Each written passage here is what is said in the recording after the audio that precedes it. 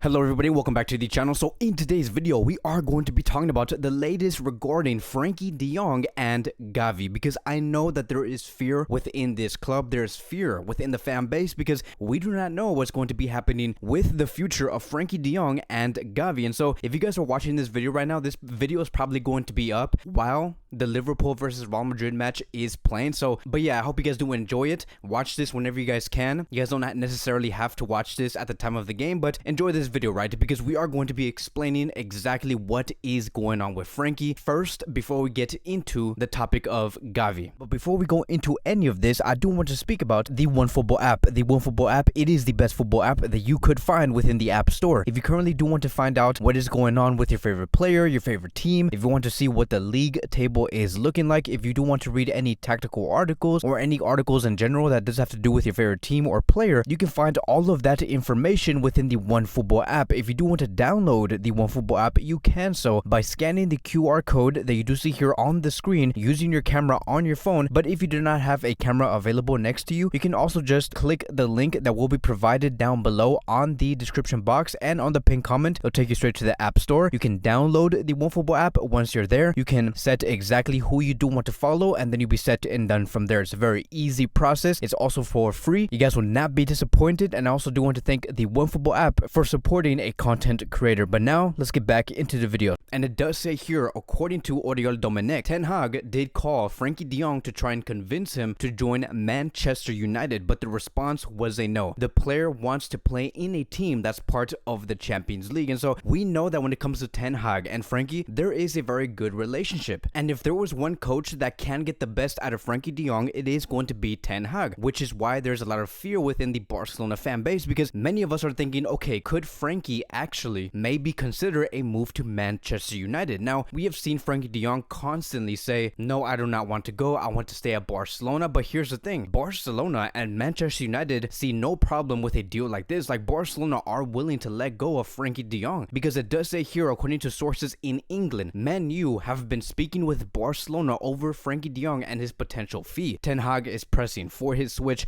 to happen. And so look, I do believe that Barcelona and Man U, they do have some sort of like full agreement when it comes to Frankie, if Frankie does say yes eventually. And I'm surprised, right? I'm surprised to see that Barcelona are not resisting with a move like this, because I thought that Barcelona saw Frankie as like the future of this club. But they do believe at this very moment that if a good offer does arrive, they will sell this player. And it's concerning again, because I really did think even myself that Frankie is the future of Barcelona, that he can be here for the next 8 to 10 years. This is very similar to what happened like about 3 or 4 years ago with Barcelona and Arthur. Arthur wanted to stay at this Barcelona club, but Barcelona kept telling Arthur, hey, we no longer value you, we want you to go to a different club, we need you to go, please, like if you ever want to leave this club, let us know immediately, because we will facilitate this deal as soon as possible and as quickly as we can, because again, we no longer need you. So it's almost the exact same vibes, right? And let me tell you guys, like if this club actually sells this player, if this does end up happening, the only way I can see this working out and for us to actually be happy by the end of this deal is if Frankie does get sold for, at the very least, my friends, the very least,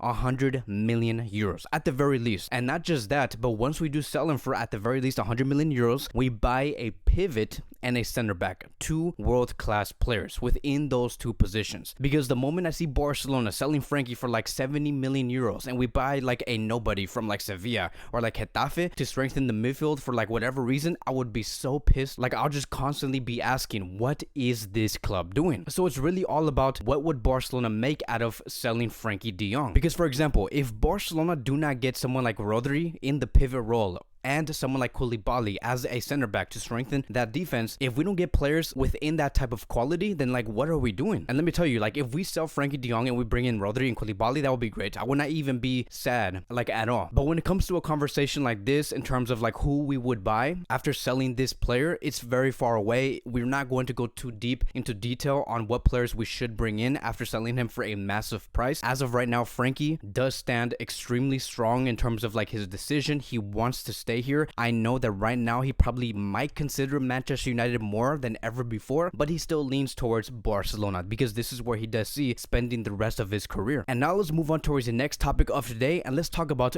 Gavi.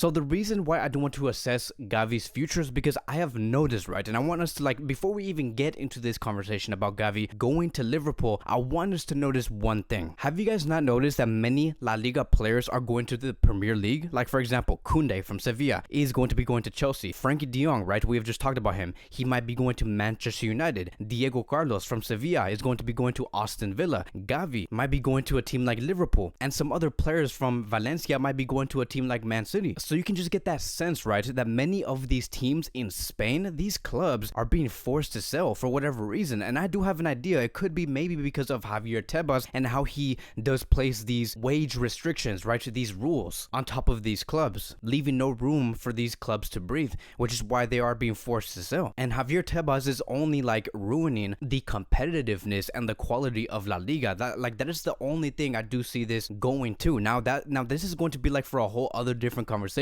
a whole other different video. But going back to that topic of Gavi and Liverpool, it does say here, according to sources in Spain, that Liverpool are ready to pay Gavi's release clause of 50 million euros. Now, we're not going to be speaking on whether this source here is very reliable or not, but there was another report that did surface and it stated this: Gavi's entourage says the player told the agent not to listen to any offers from another club. He wants to continue to be successful at Barcelona despite having some offers from the Premier League. And so the fact that we're hearing Gavi inform like his agents, his family, that they should be rejecting any offer that does come from the Premier League, it makes me believe that yes, we might be seeing some movement coming from some EPL clubs and especially Liverpool. Now, when it comes to Liverpool, we know that this team here is building a dynasty. They already have a dynasty, as a matter of fact. And if they do win this UCL, right, this is probably going to go down, right? This team under Klopp is going to go down as one of the best teams that has ever been assembled. Adding Gavi into a squad like this is only going to improve and strengthen Liverpool overall, because we know that Henderson